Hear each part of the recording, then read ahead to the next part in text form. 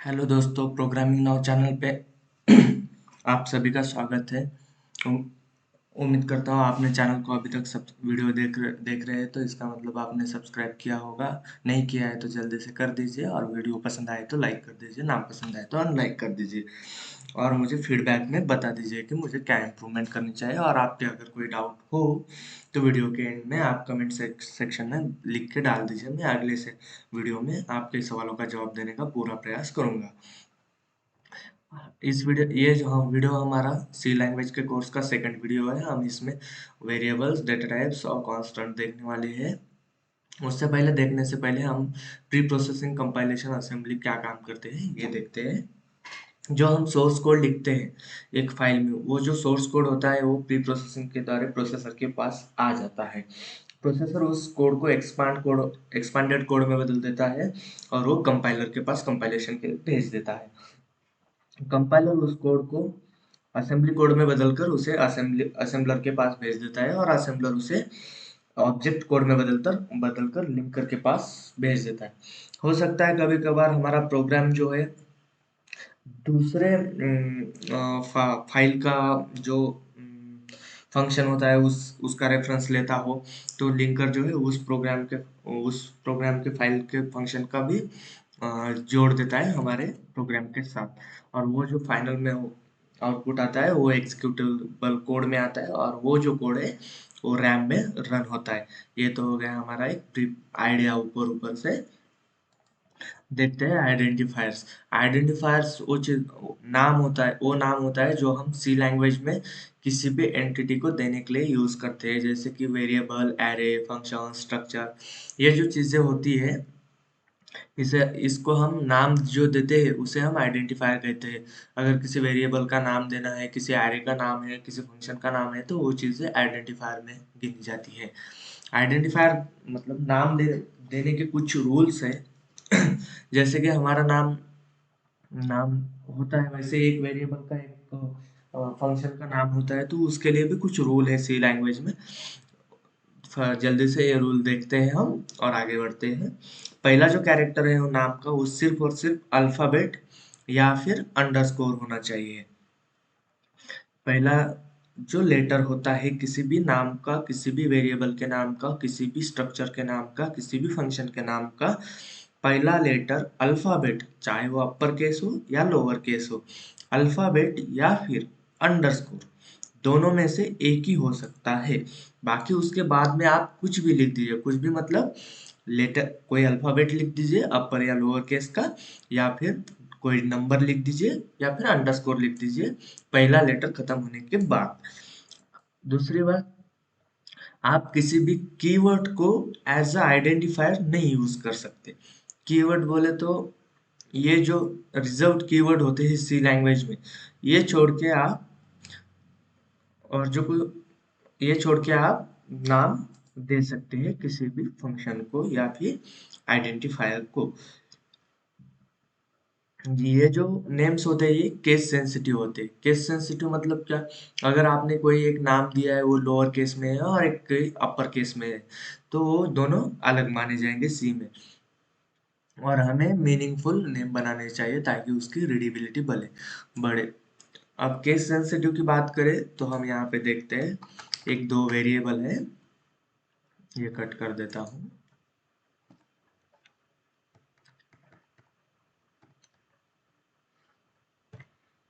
ताकि समझने में आसानी हो। ये जो दो ये जो दो वेरिएबल है, एक कैपिटल बी है और एक स्मॉल बी है, तो ये दोनों जो है वो अलग गिने जाएंगे। देखते हैं कैसे अलग गिने जाएंगे। एक मिनट, क्या रह गया मुझसे? हाँ, हमने यहाँ पे ए कट ही नहीं किया है, हमने ये कट डालेंगे। यहाँ पे हम कैपिटल बी डाल देंगे, और अब इसको रन करेंगे। ये देखिए, हमने जो दो वैल्यू असाइन की थी तो वो दोनों मिल गए। अब हम यहाँ से एक बी हटा देंगे तो हमें पहले वाला ही, हमें 10 आउटपुट मिलेगा, ना कि बिल्कुल 25 मिलेगा, 25.32। ये आउटपुट हमें नहीं मिलेगा। देखते हैं सही है या नहीं है रूल। रूल सही है, काम कर गया। हम इससे कैपिटल बी में जो वैल्यू असाइन है वही वैल्यू मिली। इसका मतलब क्या हुआ, कैपिटल बी और स्मॉल बी ये दोनों डिफरेंट है। इसी तरह हम कीवर्ड यूज नहीं कर सकते, ये तो हमारा हो गया है। अब हम देखते हैं डेटा टाइप। डेटा टाइप्स क्या होते हैं, जो किसी भी वैल्यू को स्टोर करने, जो वैल्यू है वो किस टाइप में आती है। वो जो, अगर कोई अल्फ़ाबेट स्टोर करना है, कोई नाम स्टोर करना है तो वो कैरेक्टर में आ जाएगा। कोई नंबर स्टोर करना है तो या तो इंटीजर होगा या फिर क्या फ्लोट होगा, या बहुत बड़ा होगा तो डबल होगा, या फिर लॉन्ग इंट होगा। तो ये जो फंडामेंटल डेटा टाइप्स है सी लैंग्वेज में, ये चार फंडामेंटल डेटा टाइप्स है: इंट, चार, फ्लोट, डबल। इंट जो काम आता है इंटीजर को स्टोर करने के लिए, चार सिंगल कैरेक्टर को स्टोर करने के लिए, फ्लोट जो है वो single precision floating point number के लिए है, और डबल जो है double precision floating point number store करने के लिए आता है। ये जो डेटा टाइप्स है हम देखेंगे यहाँ पे। ये देखिए, एक पहला डेटा टाइप है इंट बी, ये सेकंड डेटा टाइप है फ्लोट वाला। इसका मतलब अगर हमें हमें डिक्लेयर करना पड़ेगा वेरिएबल के नाम से पहले ही। कोई भी अगर वेरिएबल हम डिक्लेयर करते हैं तो उसके नाम से पहले ही हमें उसका डेटा टाइप डिक्लेयर करना पड़ेगा कि आगे चलकर हम उसमें क्या स्टोर करने वाले हैं। इस अगर ऐसा नहीं किया तो कंपाइलर को पता नहीं चलेगा, और कंपाइलर को पता नहीं चलेगा तो सीपीयू को पता नहीं चलेगा कि हमें खाली बी को कौन सी जगह, अ, मतलब कितनी जगह रखनी है इस वेरिएबल के लिए। अगर हम यहाँ से इंट हटा देंगे तो ये सीधा सीधा हमें एरर बता देगा, भाई ये क्या लिखा हुआ है। ये देखिए, हमें इसके लिए इसका डेटा टाइप डिक्लेयर करना पड़ेगा, तब तब तक ये काम नहीं करेगा। ये तो हो गई बात डेटा टाइप की। अब देखते हैं हम कीवर्ड्स। कीवर्ड्स ये जो होते हैं, ये 32 के, ये जो कीवर्ड है ये पूरे सी लैंग्वेज में रिजर्व कीवर्ड है। इसका हम किसी भी वेरिएबल को, फंक्शन को नाम देने के लिए यूज नहीं कर सकते। आप चाहें तो इसका स्क्रीनशॉट ले लीजिए। चलिए हम देखते हैं अपना पहला प्रोग्राम रन बना के देखते हैं, उसके बाद हम आगे डीप में पढ़ते जाएंगे। तो मैं जो यहाँ पे कंपाइलर यूज कर रहा हूँ वो ऑनलाइन कंपाइलर है।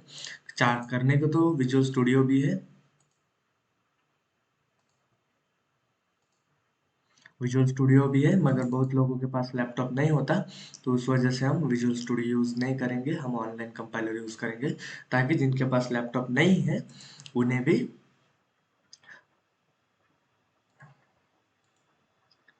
कम प्रोग्रामिंग करने का अनुभव आ जाए और वो भी सीख सके। बस चलिए हम देखते हैं एक हेलो वर्ड का प्रोग्राम बना के। इसमें क्या है, सिंपल सा लॉजिक है, ज़्यादा कुछ नहीं है। ये जो है कमेंट्स है।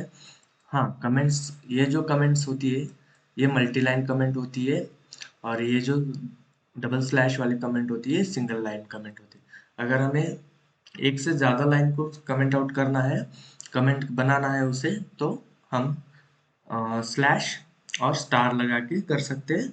और एक ही लाइन को करना है, कमेंट बनाना है, तो हम डबल स्लैश लगा के बना सकते हैं। हमने ये डायरेक्टरी इंक्लूड की, hash include standard input output dot H header file, और हमने इंट मेन बनाया। कोई भी प्रोग्राम है ये इंट मेन से स्टार्ट होता है, ये एक फंक्शन है। आगे हम इसके बारे में देखेंगे। ये जो है ये एक फंक्शन है, तो हम एक सिंपली पहला एक हमारा प्रोग्राम बनाएंगे, देखेंगे। एक कॉन्फिडेंस आता है इंसान को, पहला प्रोग्राम बनाएंगे उसके लिए हम हेलो वर्ड प्रिंट करेंगे।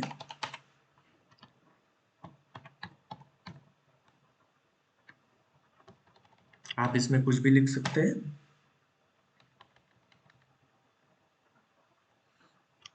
सिंपली यहाँ पे रन कर देंगे। ओ सॉरी, सेमी कॉलम भूल गया था।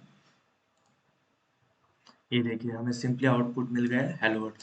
तो ये जो हमारा है पहला प्रोग्राम जो था ये सक्सेसफुली रन हो गया है, और हम आगे बढ़ेंगे आगे सीखने के लिए। आगे चलें। वेरिएबल्स वेरिएबल्स क्या होते हैं? वेरिएबल्स एक कंटेनर की तरह होता है जो डेटा टाइप स्टोर एक वैल्यू को स्टोर करेगा। अलग अलग वेरिएबल्स होते हैं, वेरिएबल्स के टाइप्स होते हैं, character variable, real variable, integer variable. जो आप एक कंटेनर को समझ सकते हैं, इसमें हम एक स्पेसिफिक चीज रखेंगे, इसमें एक ऐसा कोई प्रोडक्ट रखेंगे जो इस कंटेनर के लिए, ये कंटेनर जिसके लिए बना है वही प्रोडक्ट हम इसमें रख सकते हैं। और ये जो है पानी की बोतल है हमारी, इसमें हम पानी रख सकते हैं या फिर दूध रख सकते हैं, कोई ऐसी चीज।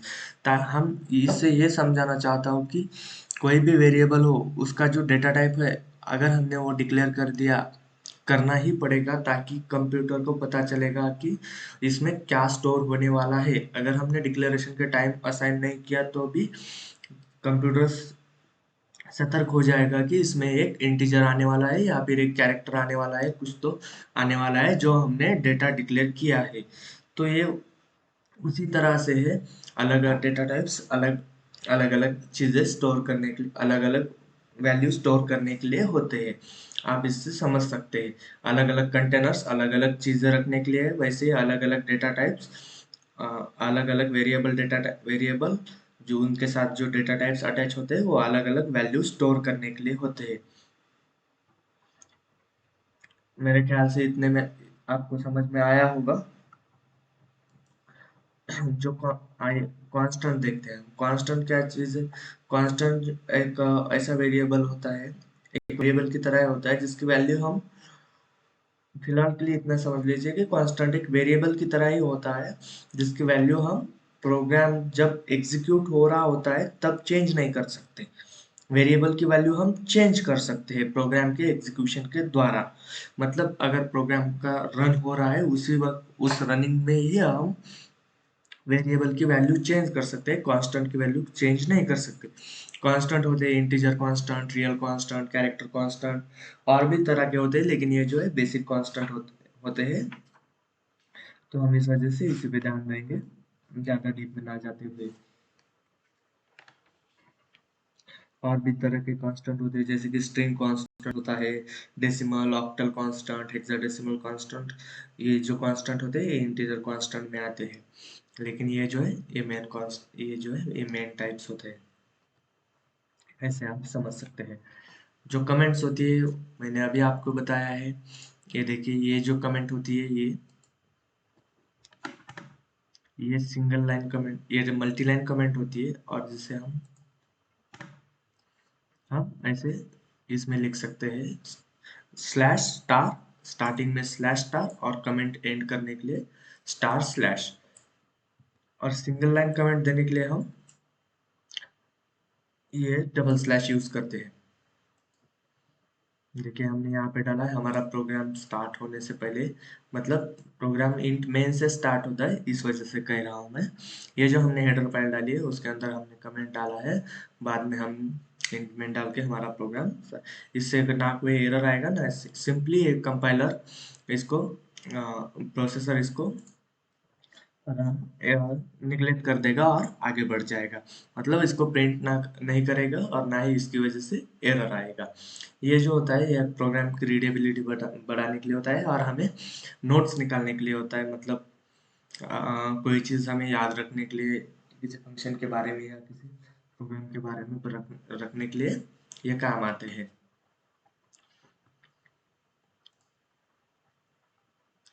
आई होप ये वीडियो में आपको अच्छा लगा होगा। आई होप ये वीडियो आपको अच्छा लगा होगा। पसंद आया हो तो लाइक कर दीजिएगा, शेयर कर दीजिएगा। आने वाले वीडियोस में हम आगे की डिटेल्स देखेंगे। पूरे सी लैंग्वेज का कोर्स हम ऐसे ही कंप्लीट करेंगे। अगर इस वीडियो में कोई भी डाउट हो आपको, कोई भी सवाल हो आपका, तो कमेंट सेक्शन में लिख दीजिए। मैं पूरी कोशिश करूंगा कि आपके सवाल का अगले वीडियो में जवाब दे सकूं। Thank you for the watching and subscribes.